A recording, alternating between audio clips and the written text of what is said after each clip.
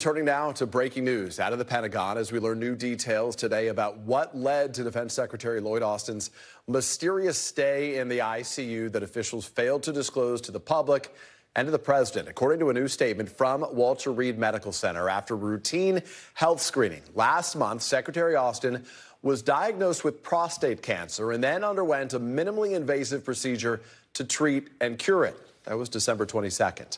On January 1st, Austin was then admitted to Walter Reed and sent to the ICU the next day due to complications from that procedure. But the public, the president, even Austin's deputy were left in the dark about the situation for days. During a briefing with reporters today, the Pentagon spokesperson said that the department does not have any details on the timing of Austin's release from the hospital.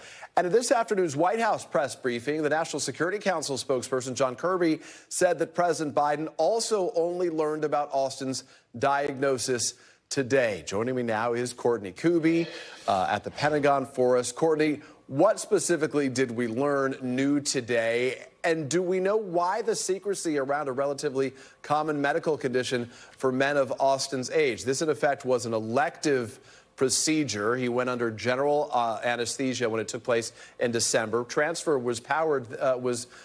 was transferred then, but nothing was communicated about exactly what the circumstances were until today to the president.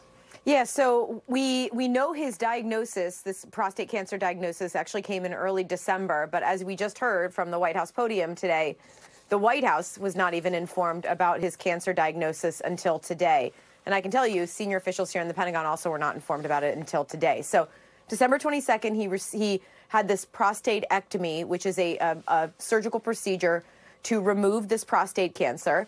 He spent the night in the hospital, Walter Reed, and was released the next day with what doctors said was a good prognosis. Well, about 10 days later on New Year's Day, he started experiencing some severe pain in his abdomen, his hip, his leg, and nausea, to the point where he was transported via ambulance back to Walter Reed that evening. Now, initially, Peter, he was diagnosed with a urinary tract infection, but by the next day, they realized that he had this buildup of excess fluid in his abdomen, and it was impairing the function of his small intestine.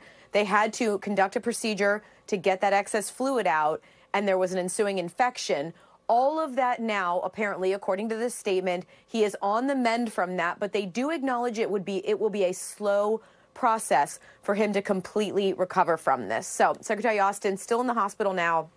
We don't have a date on when he might get out, but we should expect him to be in there for several more days at this point. But that gets to the bigger question here, which is the fact that all of this has been kept not just from the public, not just from the senior officials here in the Pentagon, but from the White House, from the President of the United States, Secretary Austin, being diagnosed a month ago with prostate cancer and never sharing that with his commander-in-chief. This has led to a couple of reviews, one here at the Pentagon that's looking at the notification process. How is the Secretary of Defense taken via ambulance to a hospital, placed in the intensive care unit, and the White House not notified for 3 days? How does that happen?